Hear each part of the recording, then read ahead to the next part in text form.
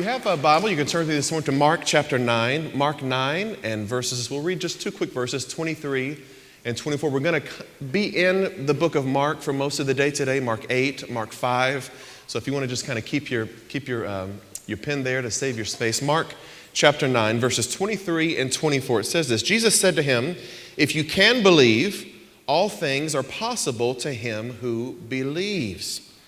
Now, that in some ways begins to cancel out in many of our minds why we don't see and perceive healings in our life, whether it's either physical, emotional, or spiritual healings in our lives.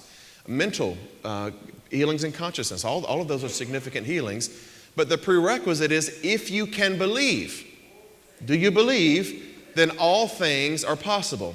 But some of us struggle. I don't know. Can I? Do I? All right, stay here. Verse 24. Immediately the father of the child cried out and said with tears, "Lord, I do believe." Watch this. "But help my unbelief." Anybody here? How many would admit that even though you do have faith, you do believe, that occasionally there is a little doubt in your mind? Anybody? I think most of us who are at least having a human experience and expression would admit, I do believe. I know God is able. I've seen the power of God. I've experienced it in my life, my family's life. My friends have experienced the power of God.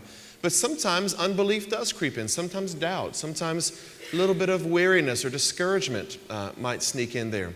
The beautiful thing about healing, watch this, is that you don't have to believe 100%.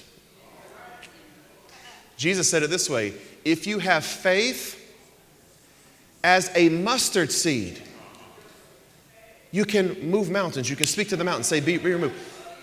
It doesn't require you to believe all the time.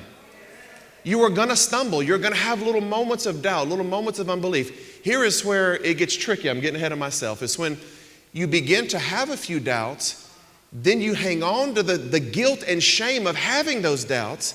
Oh, my Lord, I didn't get healed because I have doubts.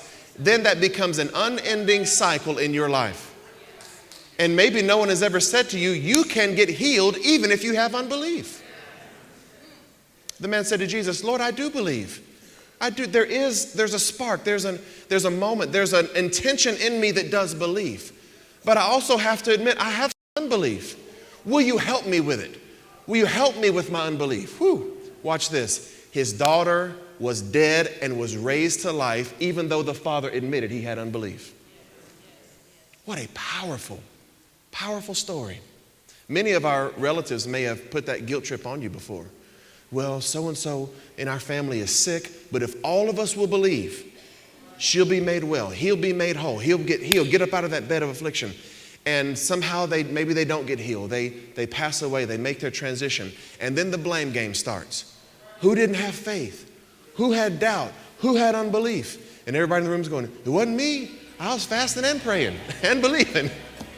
And everybody's wanting to sit there and go, I had a little doubt. I had a little unbelief. Why? Because I'm human. And watch this. Even Jesus had some experiences with doubt occasionally.